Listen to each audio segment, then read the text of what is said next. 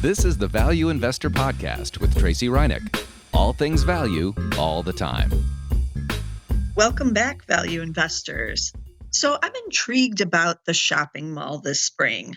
I've already talked about the retailers and what kind of buying opportunities there are in retail stocks. And we know consumers are still spending. We keep hearing from some retailers reporting kind of here at the end of earnings season or their fiscal reporters. So we're getting them kind of in the middle of fourth quarter earnings, and now first quarter earnings season is about to come.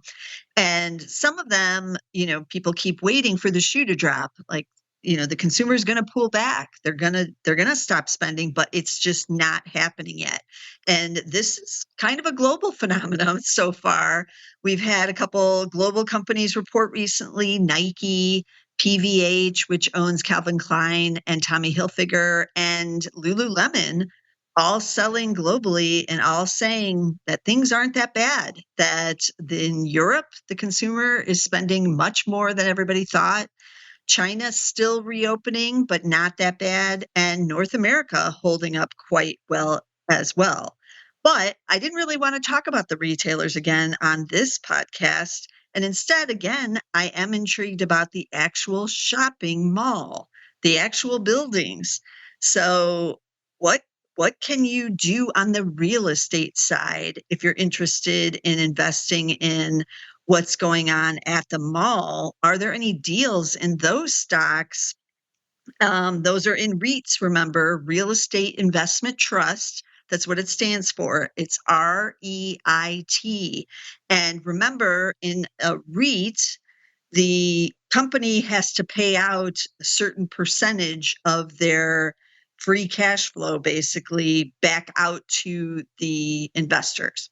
So most REITs pay a dividend if they're able to have some free cash flow, and then they have to pay it back out to you. So remember that there is tax implications on REITs. They're taxed a little bit differently than a normal dividend might be from a stock. So keep that in mind. Talk to your financial advisor, know where you own it, what kind of account you're owning it in, because you may have to pay some taxes on it depending on what kind of account you have it in.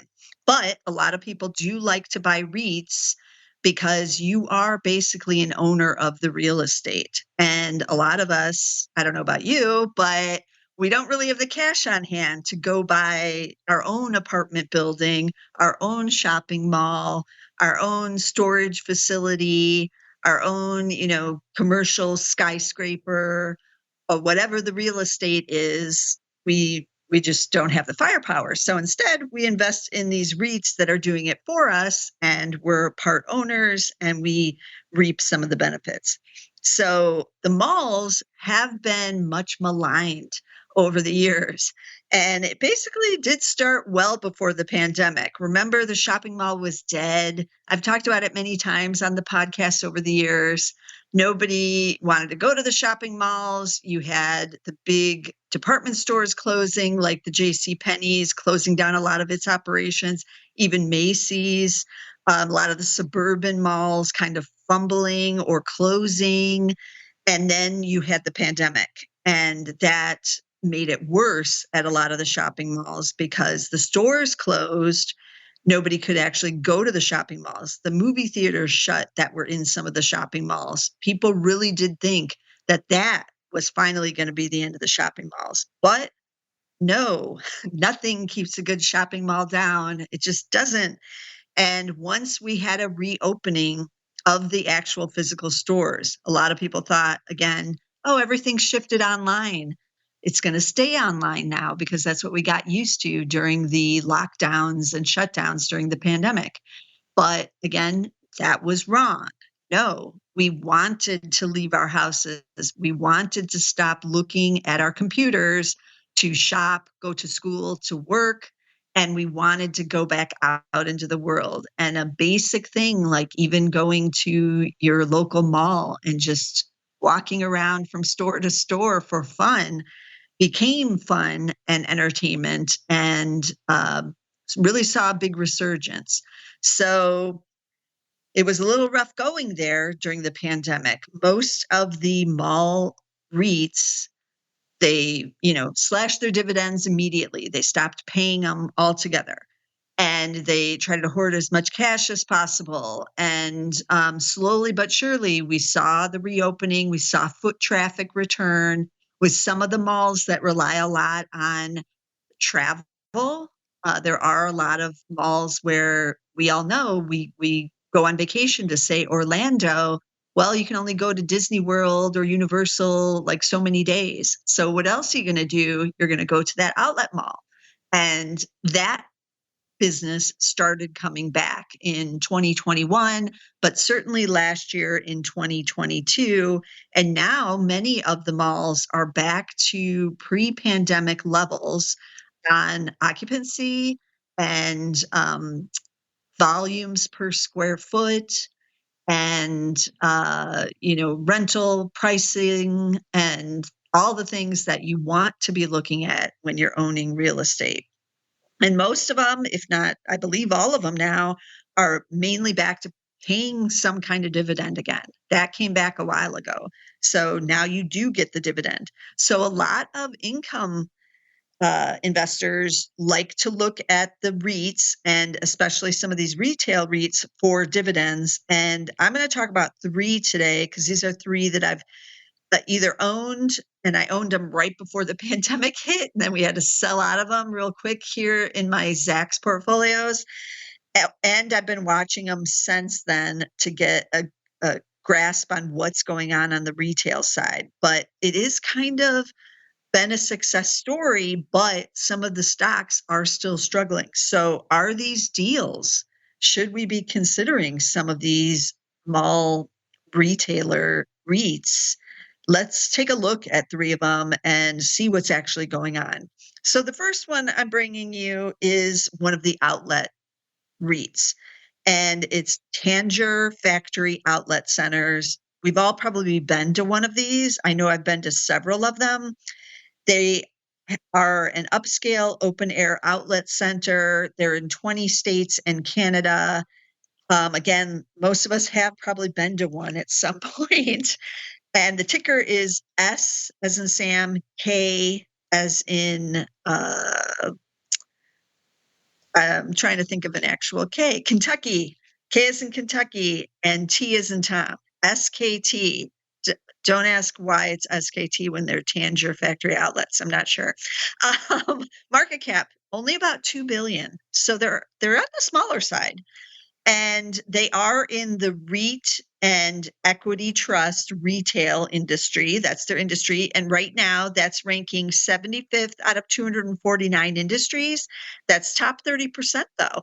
So these retail REITs are kind of up there because the earnings have bounced back. Tanger occupancy was 97% as of December 31st, 2022, and that was up from 95.3 at the end of 2021. So you can see the rebound was still happening in 2022 coming out of the pandemic, but they're almost near, full occupancy now. They did break on a new center in Nashville in 2022 that they're expecting to open by September 2023. And this is a big center for them. It's costing them about $140 to $150 million. So this is the kind of thing that they are growing and adding to. And they did say that 88% of the total portfolio square footage was unencumbered by mortgages. So that was one thing I was kind of looking at when I was looking at these mall REITs. How many loans do they have? What are the terms on those? What's the rates on those loans? When do they have to refinance them? Will that add a lot of costs? So I did like seeing this number that 88% of the total portfolio square footage was, it says, unencumbered by mortgages. So what about the basics with this one? They're not expected to grow earnings much this year, if at all. So earnings expected to be up just 1 cent to $1.84 from $1.83 last year. Their dividend is yielding 4.6%, and it is 88 cents. So remember, when I've mentioned income stocks before, make sure there's a nice cushion there about what they're paying out and what they're expected to make. And in this case, because REITs pay out a certain percentage, it's a little bit easier to figure out, but there's a pretty big cushion right there. So that's good. PE is at 10.3, so that's pretty cheap. It isn't Zacks rank 3 hold because we're waiting basically on the next earnings report. It's been a little while since we had the earnings. But what is the stock doing? So year to date, the stock is up 5.7%. Over the last year, it's still up 10.8. Over the last 2 years, because I like to go back, because a lot of these mall REITs had a big bounce out of the pandemic and then kind of have been trading sideways to some extent over the last 2 years because the reopening was priced in. And now it's just operating kind of normally. It has reopened. There's no like catalyst now. But over the last 2 years, again, up 15.2%, but the S&P 500 is down slightly, just 0.08%. So the S&P 500 almost flat over those 2 years, but Tanger is up 15.2, so not too bad. And this is all without the dividends. But 5 years is where you can see the death of the mall, people not wanting to own any of the mall REITs. You can also see the huge decline during the pandemic in the 5-year chart. And yes, it's rebounded off of that, but it's still trying to make its way back. It's still not back to the pre-pandemic levels. 5-year down 13.7%. And the S&P 500 is up 50.4 during that time period. So it has not been a good longer term investment, but us value investors, we like to look when things are kind of down on their luck, when everybody else in the market is saying, no, that's too risky, or no, I don't want to be in the shopping mall REITs anymore. They've already bounced. Where's the upside? Those kinds of things are when we like to dive in. It is pretty cheap, as I said, with the 10.3 PE, but is it really cheap enough? Shares are up year to date. And if I could get it cheaper, I might be even more intrigued by some of these that I'm talking about today. So this one is the outlet centers, and it is driven a lot by tourism, depending on the city, but a lot, even foreign tourism. When that returned, they saw a lot of foot traffic with foreign visitors coming into town. Again, if you come from the UK and you're going to Orlando, only so much time you can spend in that amusement park. So you might want to go to the outlet center too. Same with Nashville too. Not surprised they're building one there. They are building a huge international terminal at Nashville. It's a very popular international destination now with the whole country music scene. So I'm expecting some good things out of that town outlet center that they're opening there. So this Tanger Factory Outlet Centers, SKT is the ticker. Okay, then we're going to switch to basically the industry leader, the one everybody talks about when they think about shopping malls, and it is Simon Property Group, ticker SPG. S is in Sam, P is in Paul, G is in George.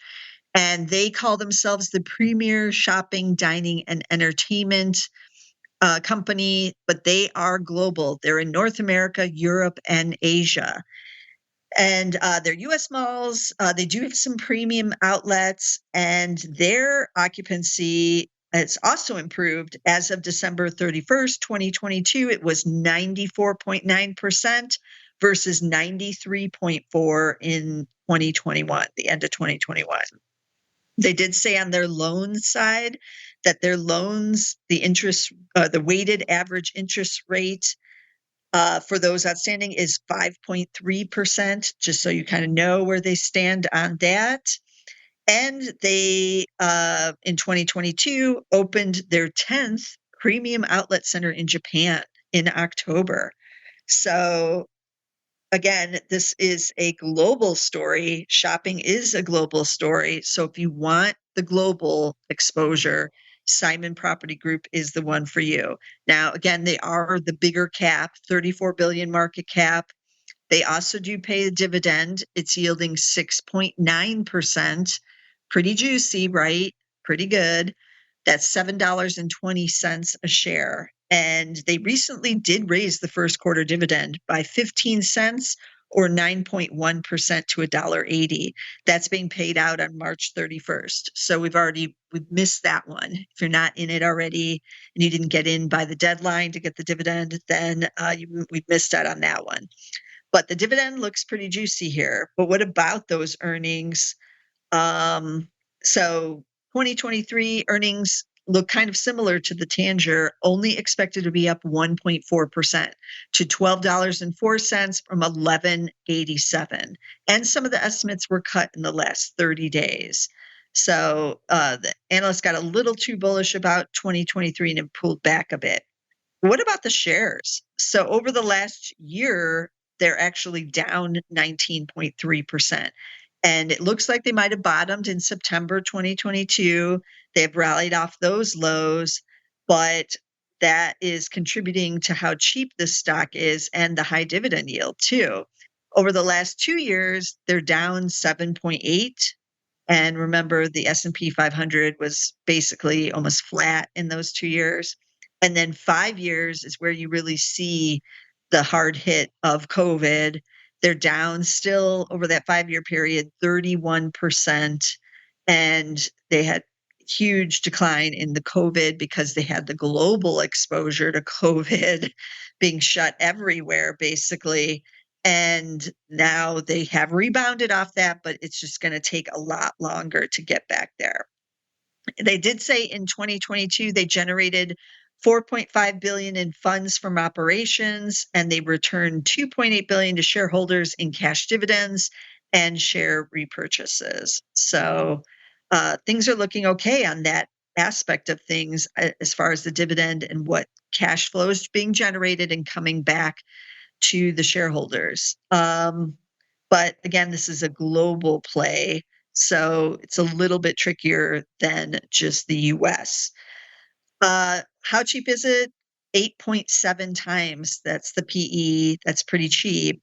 And I know a lot of people have kept this one on their watch list and like that income that it is generating. And if you want, again, international exposure to all those shoppers around the world and those going to movies and everything else globally, then Simon Property Group is the one. So it's ticker SPG, and it's also a Zacks number 3 hold right here.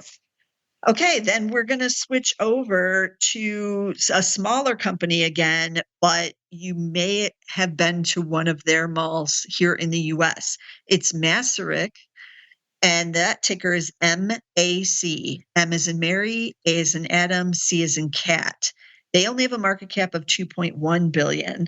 They call themselves high quality owners of retail and mixed use, and they're in some of the more premier markets in the US. So they're big in California, Pacific Northwest, Phoenix/Scottsdale, and then from Metro New York all the way to the DC corridor.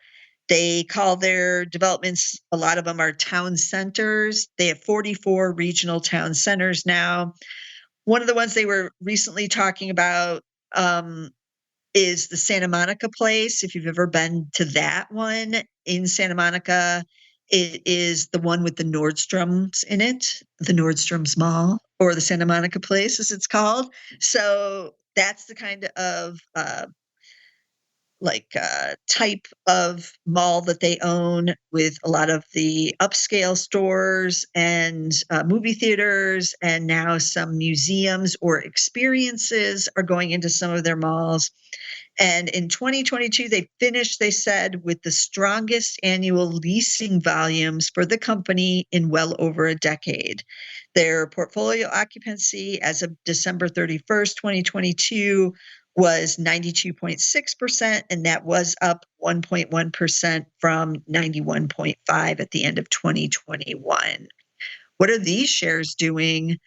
Over the last year to date, they're down 12.6%, and the S&P is up 3.4. Over the last 2 years, they're down 19.2. S&P down about flat, remember.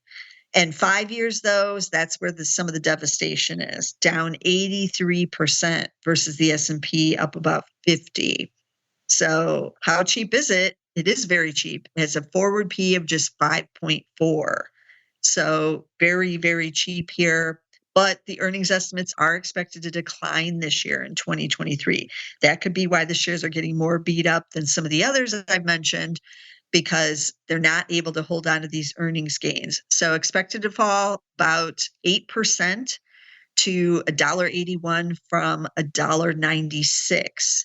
Now, the dividend is yielding almost 7%, so also a very juicy dividend on Masaryk, and that's about 68 cents a share.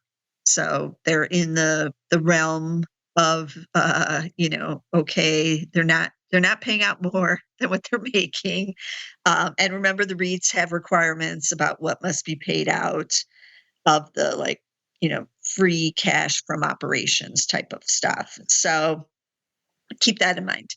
But you are getting a very nice dividend here. But the question is, why is the street rejecting Masaryk so strongly right now? You're really going to have to listen in on the conference calls when they come up again for the first quarter and find out what is behind some of these earnings estimates cuts. And, maybe you're getting a deal here, or maybe you're not. Maybe it's a value trap here because those earnings estimates cuts. So keep that in mind with all of these, and make sure you are checking what's happening with current loans. When do they come due? When do they have to refinance? How much cash do they have on hand? What's the plan to refinance? All of these things are going to impact all REITs in the next couple of years, because they did get used to the cheap money, and now the money just isn't that cheap. And so they're going to have to pay up to refinance and to add to the business and to grow. And all businesses are going to have to do that. And so these are all things to watch. But has the stock market gotten just a little too negative on the shopping malls and the REITs right here in general in 2023? Could these be some buying opportunities? I'm putting them out there because that's what we do as value investors, right? We do have our watch lists and our short lists, and we keep an eye on certain things. But for income investors interested in these dividends that they are now paying again, there are some, pretty juicy dividend yields with all of these really right now. So that's also something to keep in mind. But at what price? Because the shares have not been a good investment over the last 5 years. They've underperformed, but when, what they say, it's always darkest before the dawn, right? So value investors, we are all about looking around for the deals. So keep these in mind. Let me repeat what the stock tickers are again, so that you can put them on your watch list. There's Tanger Factory Outlet Centers.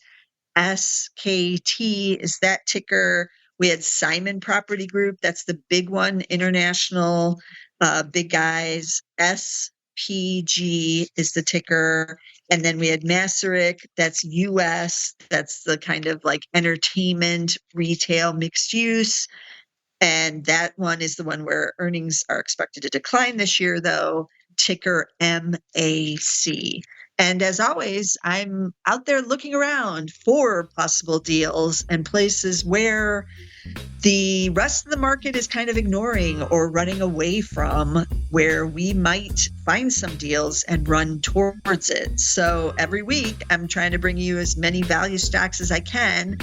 And as always, you can get them all if you subscribe to us on Apple Podcasts, if you are on Spotify, We are on Amazon Music. We are on SoundCloud with the Zach's Market Edge podcast. Just type in Zach's Market Edge. We're on YouTube. Get us on Zach's Podcasts on YouTube. You can get all of our podcasts there, but don't miss a single one. And I'll see you again next week with some more value stocks.